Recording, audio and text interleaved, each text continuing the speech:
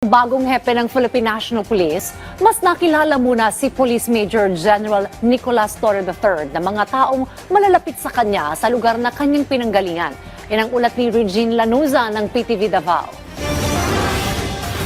Matalino.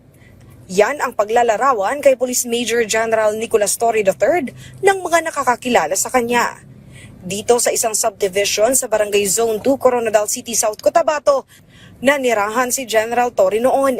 Ayon sa kapitbahay nitong si Remedios Aquino, maliit pa ang bahay nila noon pero respetado at mabuti ang kanilang pamilya. Naging barkada rin ng kanyang anak, si General Torre, kaya alam niyang talagang matalino ito. Bata pa lang ay gusto na nitong may marating sa buhay. Gumraduate itong valedictorian sa Notre Dame of Marbel. Magandang mga pamilya. Nagsisimba kong linggo. Mababait sa mga kapitbahay. Actually, nung lumipat sila sa Iloilo, yung mga gamit nila, pinahingi na lang nila sa kapitbahay dyan sa likod. Noong high school, ay sa Coronadal Comprehensive High School na ito nag-aral at naging salutatorian ng Class 1988. Isa sa classmate nito, ang incumbent 2nd District South Cotabato Board member na si Junette Ines Hurtado.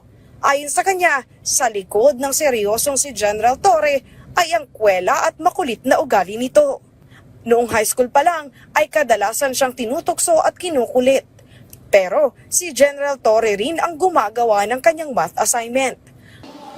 Actually, siya yung sobrang talino na hindi yung mapili. Ibig sabihin like kung gusto niyang turuan ka, humingi ka ng hindi yung katulad na iba na di pwede mangopya kasi dapat ako lang yung matalino.